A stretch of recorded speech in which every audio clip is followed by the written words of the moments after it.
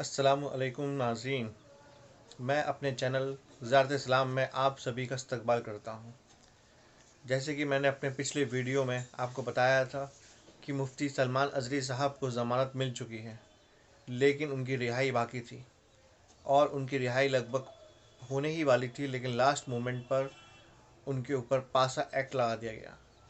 यानी कि उन्हें अभी भी ज़मानत तो मिल गई, लेकिन वो अपने घर तक नहीं पहुँच पाए। पासा एक्ट क्या होता है, मुफ्ती सलमान अज़हरी साहब पर बार बार कुछ न कुछ धाराएँ क्यों लगाई जा रही हैं, इन सब को खुलासा करने के लिए मैं अपने एक रिपोर्टर भाई कामरान भाई उनका एक वीडियो आपको दिखाना चाहता हूं, जिसमें वो आपको साफ तरीके से बताएंगे कि किस तरह सलमान अज़हरी साहब को केस पे केस डाले जा रहे हैं उनके ऊपर, और उन पर अब क्यों पासा एक्ट लगाया गया है और अब पासा एक्ट लगने के बाद उनकी रिहाई कब होगी। ये सारी चीज़ें आपको सिर्फ एक वीडियो में, जो हमारे एक मीडिया दोस्त हैं सदफ़ कामरान भाई, उनकी वीडियो में मैं आपको दिखाना चाहता हूँ। देखिए इस वीडियो को। दोस्तों, आप तमाम लोग जानते हैं कि मुफ्ती सलमान अज़हरी साहब को जो है बेल मिली, लेकिन बेल के बाद वो जेल से छूटे नहीं, बल्कि उन्हें एक जेल से दूसरे जेल तक पहुंचा दिया गया है। वजह यह है कि उनके ऊपर पासा एक्ट लगा दिया गया है। अब आप लोग ये सोच रहे होंगे कि ये पासा एक्ट क्या है, तो हम आपको उसके बारे में भी बताते हैं और ये किस आधार पर आखिरकार मुफ्ती सलमान अज़हरी के ऊपर लगाया गया है, हम इसके बारे में भी आपको बताएंगे। जैसा कि आप तमाम लोग जानते हैं कि मुफ्ती सलमान अज़हरी साहब के ऊपर लगातार मामलात हुए और ये जो लगातार मामला हुआ है, इन मामलों का पासा एक्ट से काफ़ी लेना देना है। आइए हम आपको इसके बारे में डिटेल तरीके से समझाते हैं। वीडियो थोड़ा लंबा हो सकता है, लेकिन आपको ये तमाम बातें समझ में आ जाएगी कि आखिर ये क्या हुआ है। सबसे पहले बात करेंगे कि मुफ्ती सलमान अज़हरी साहब के साथ हुआ क्या था। सबसे पहला पॉइंट अगर देखें तो मुफ्ती सलमान अज़हरी के ऊपर एक केस हुआ। किस वजह से हुआ कि उन्होंने भड़काऊ भाषण दिया था। कहाँ दिया था? भड़काऊ भाषण इन्होंने दिया गुजरात में, और इसके बाद गुजरात ने केस दर्ज किया। मुफ्ती सलमान अज़हरी को मुंबई प्लस गुजरात एटीएस ने गिरफ्तार किया, पहले डिटेन किया, और डिटेन किया कहाँ? दिल्ली में।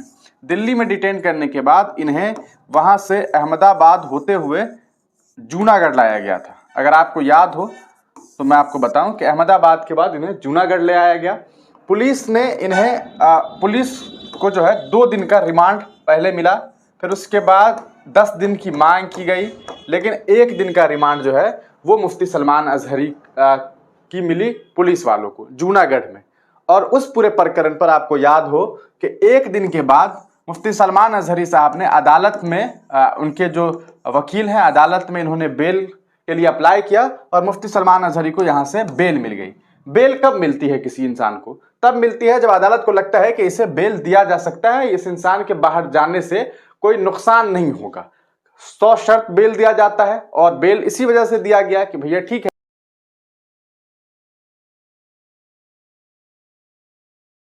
यहां से जैसे ही बेल मिली, उससे 1 दिन पहले आप तमाम लोग जानते हैं कि कच्छ में, गुजरात के कच्छ में एक और केस दर्ज हो गया। कच्छ में केस दर्ज होने के बाद पुलिस ने मुफ्ती सलमान अज़हरी साहब को 3 दिन की कस्टडी पर पुलिस को दे दिया।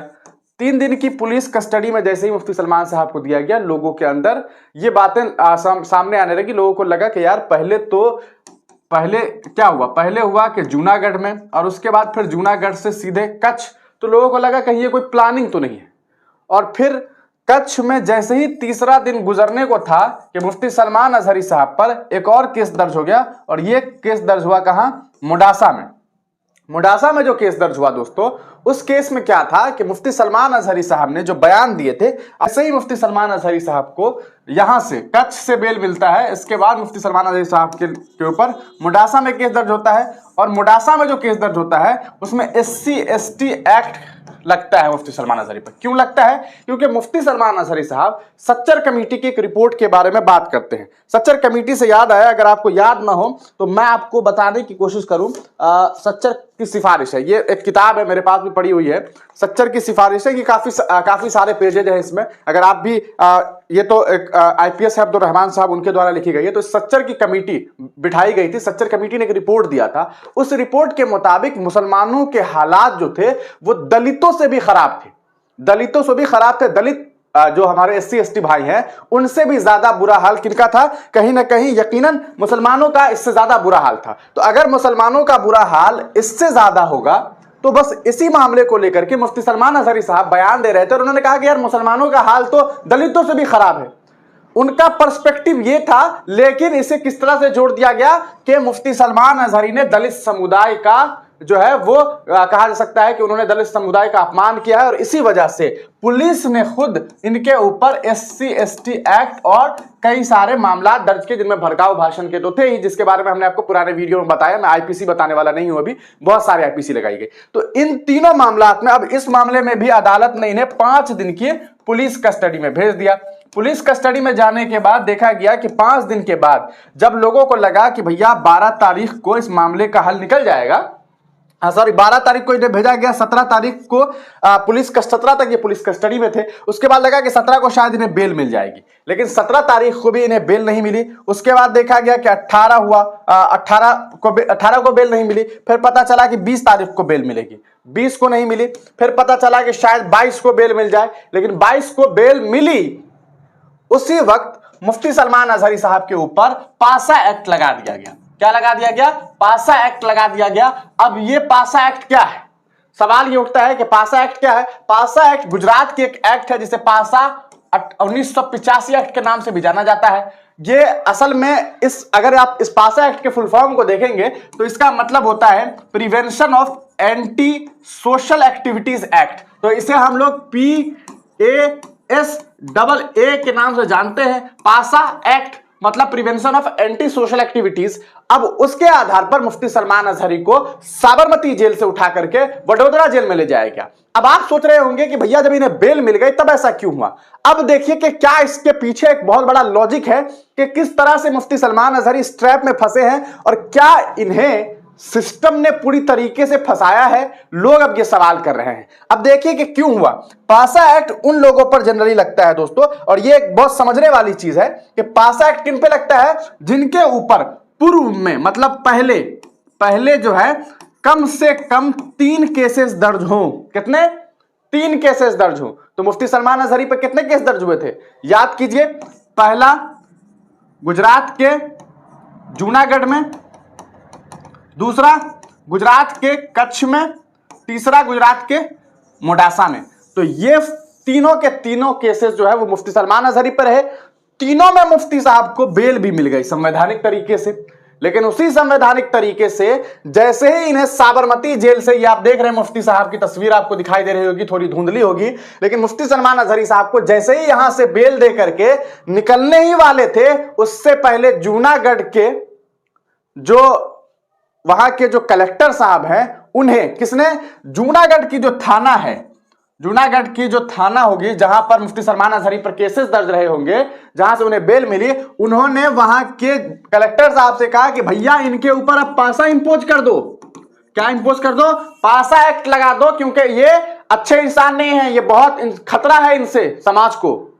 और कलेक्टर साहब ने उनकी बातों पर मुहर लगाई, लेटर छपवाया और भिजवा दिया कहां? साबरमती जेल। कि इन्हें आप जेल से रिहा तो करेंगे लेकिन तत्काल उन्हें सरेंडर करना पड़ेगा, क्योंकि इन्हें जो है वो अब पासा एक्ट के तहत गिरफ्तार किया जा रहा है। और मुफ्ती सलमान अजहरी को वहां से गिरफ्तार करके कहां ले जाया गया है? वडोदरा जेल ले जाया गया है। अब सवाल ये उठता है कि पासा एक्ट लगा तो दिया, लेकिन किस पे लगता है पासा एक्ट?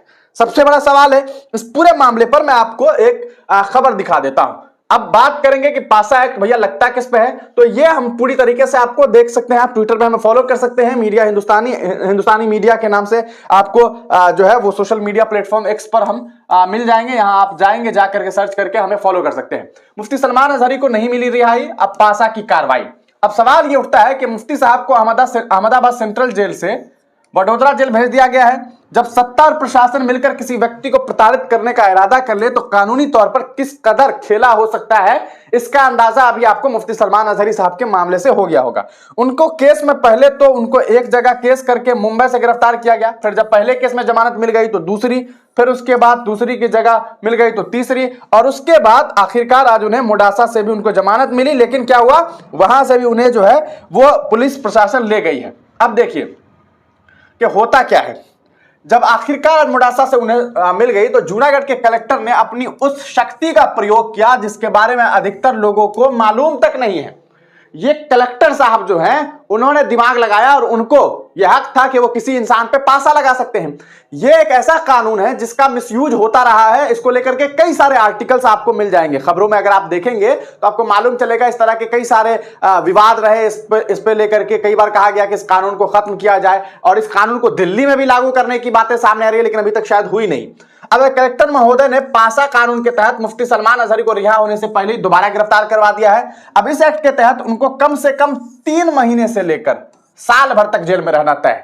देखिए, जिसके ऊपर पासा लगता है, सिंपल सा इसका फंडा है दोस्तों, अगर किसी के ऊपर पासा लग गया है तो मिनिमम 3 से 4 महीने, मैक्सिमम 1 साल तक की सजा उन्हें होगी। जिस तरह के हालात हैं, ज्यादातर उम्मीद यही है, मैं चाहूंगा नहीं कि ऐसा हो, लेकिन मुफ्ती सलमान अजहरी साहब को कम से कम 3 से 4 महीने अब जेल में रहने पड़ सकते हैं। यह अलग बात कि अदालत के और चक्कर काटे जाएंगे, देखेंगे कि उसके बाद क्या कुछ होता है। पासा में किसी भी व्यक्ति को गिरफ्तार करने से पहले उसके खिलाफ आईपीसी सहित अन्य एक्ट में 3 मामले दर्ज होने चाहिए। 3 हो गए, मैंने आपको पहले ही बताया है।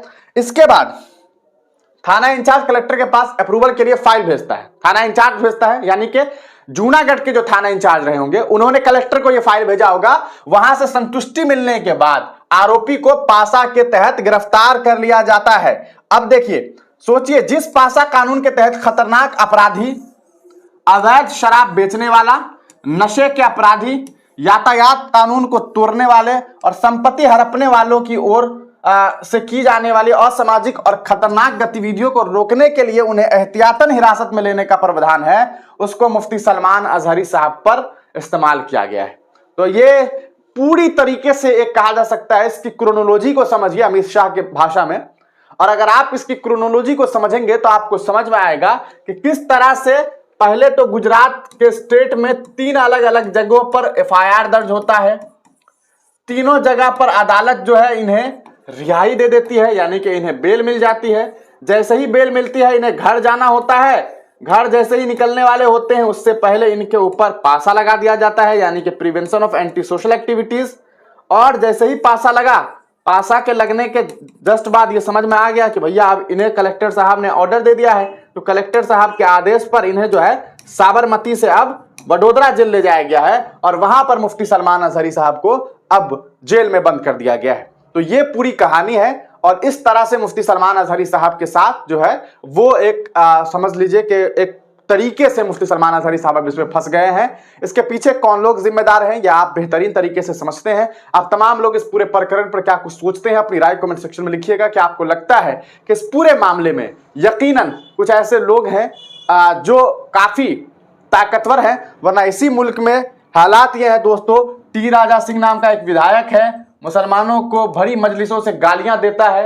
यति नरसिंहानंद है जो देश के मिसाइल मैन से लेकर के मुसलमानों को इस तरह की गालियां देता है, इस तरह से उसके बारे में बातें करता है कि आप इसका अंदाजा नहीं लगा सकते हैं। ये वही मुल्क है जहां पर 5 मिनट में खत्म कर देने की बातें की जाती है।